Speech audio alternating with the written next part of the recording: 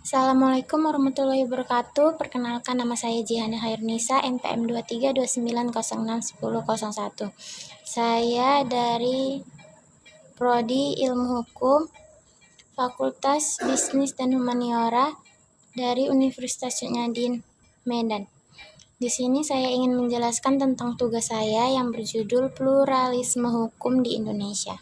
Pluralisme hukum merupakan kata yang terdiri dari dua kata yang berasal dari bahasa Inggris, bentuk pluralisme yang berarti memahami. Sedangkan definisi hukum adalah peraturan atau praktik yang diterima secara resmi, disetujui oleh otoritas atau pemerintah. Jadi secara ringkasnya, pengertian pluralisme hukum yang dipakai berbeda-beda bentuknya ada lebih dari undang-undang di dunia. Pluralisme hukum di Indonesia menurut John Griffiths, pluralisme merupakan suatu aturan yang ada dalam lingkungan sosial.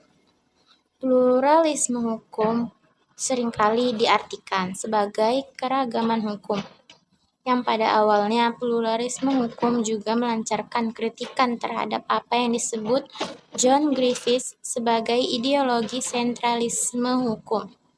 Common law juga berarti bahwa hukum negara, hukum bagian yang berlangsung sama semua orang yang berada dalam yurisdiksi negara bagian tersebut. Dalam hal ini, hanya ada satu hukum yang berlaku di suatu negara, yaitu hukum negara. Undang-undang hanya dapat dibuat oleh lembaga negara yang berwenang, meskipun ada undang-undang yang lain. Namun, hukum primer lebih diutamakan daripada hukum negara bagian.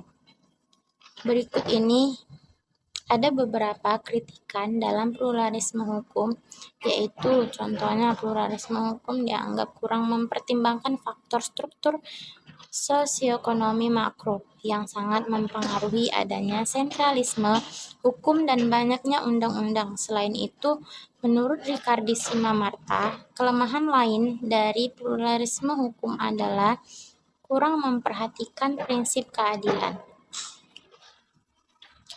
Berkembangnya pluralisme hukum banyak dalam pergerakan hukum, dalam reformasi hukum yang muncul melalui advokasi masyarakat adat. Dalam hal ini, sebagian besar undang-undang dapat digunakan untuk melindungi hal-hal warga yang dirampas secara paksa oleh negara atau sektor swasta.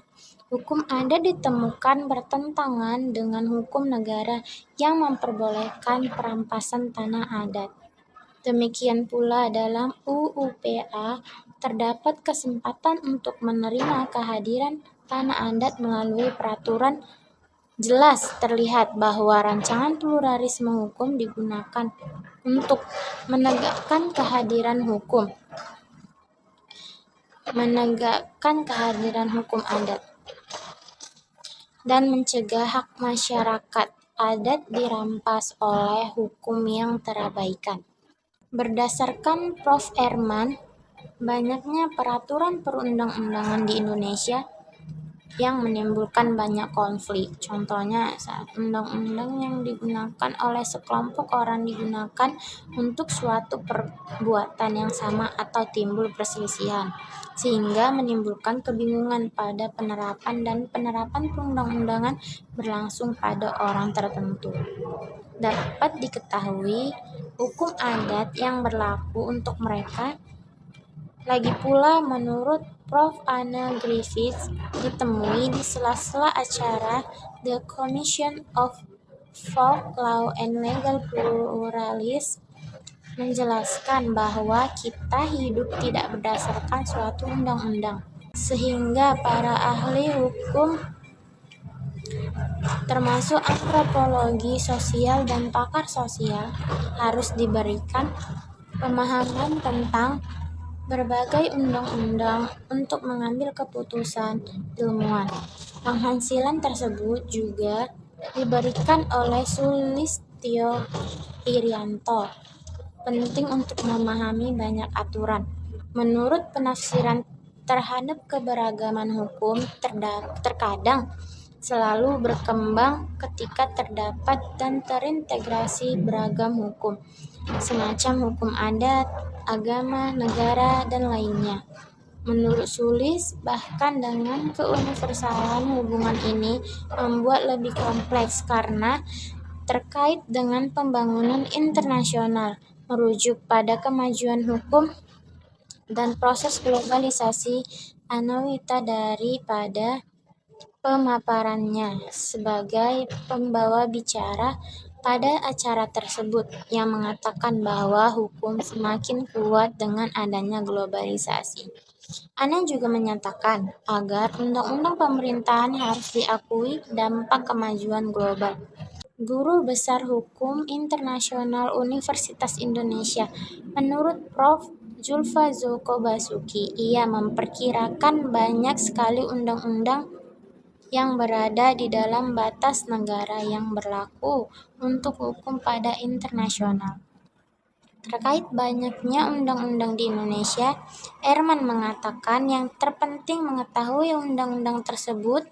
Menurut guru besar tersebut, hukum di Indonesia akan dipengaruhi dengan alasan politik. Bahkan pemusnahan korupsi selama ini, Prof. Erman diakui pelaksanaan akan sulit karena beberapa faktor politik yang diperhitungkan. Susilowati pun berpendapat sama. Menurutnya, peran politik juga dinilai penting dalam pembuatan daerah. Sulis menambahkan, setelah 32 tahun berlakunya undang-undang baru tersebut, para kelas atas kelimpungan dalam memastikan identitas. Pasca Orde Baru, daerah ingin mendapatkan kembali identitasnya. Namun, Sulis sangat menyayangkan interpretasi budaya dalam pembentukan peraturan daerah seringkali hanya sebatas membahas persoalan tubuh produk saja. Karena hal tersebut merupakan cara paling mudah untuk dikendalikan efek. Sulis pun meyakini dalam kasus Mendagri, pemerintah akan mengkaji berbagai regulasi di bidang tersebut. Pada jenjang rasional, perjuangan untuk mendorong pengakuan terhadap masyarakat adat terus dilakukan para aktivis. Hal ini termasuk menggambar wilayah adat dan menulis peraturan adat di banyak tempat.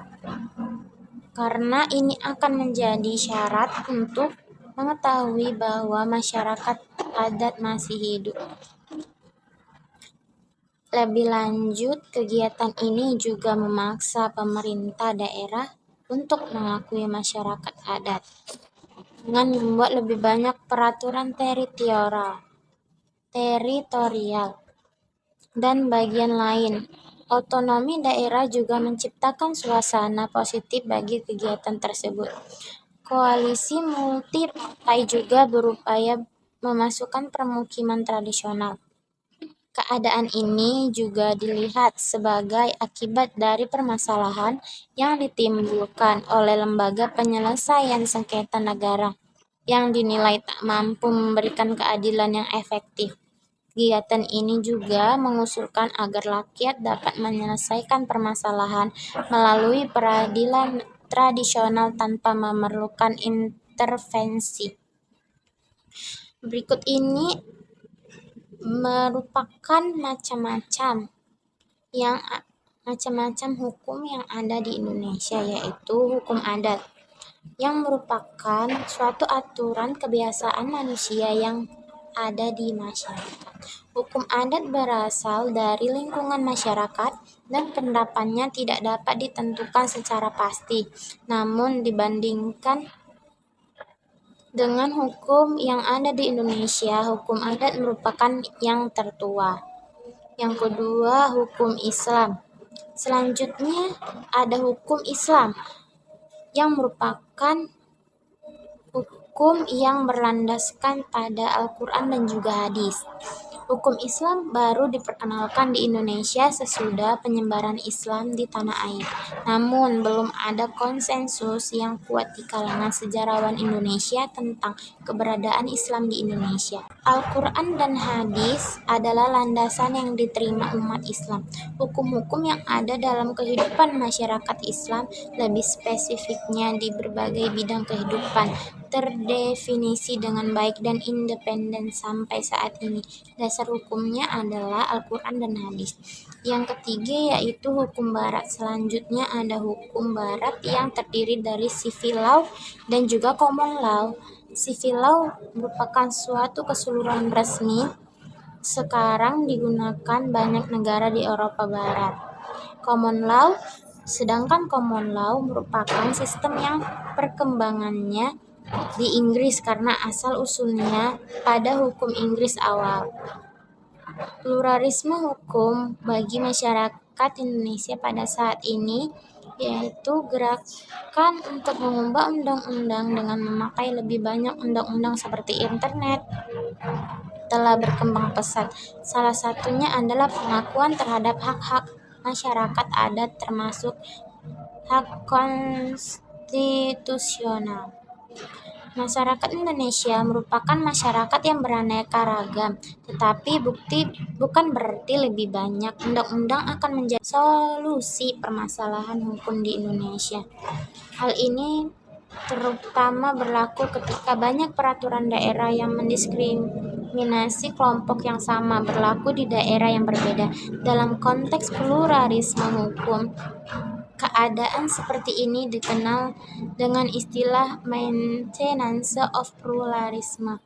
Di sini juga tampak bahwa mayoritas undang-undang tidak menjamin bahwa undang-undang tersebut cocok untuk semua orang.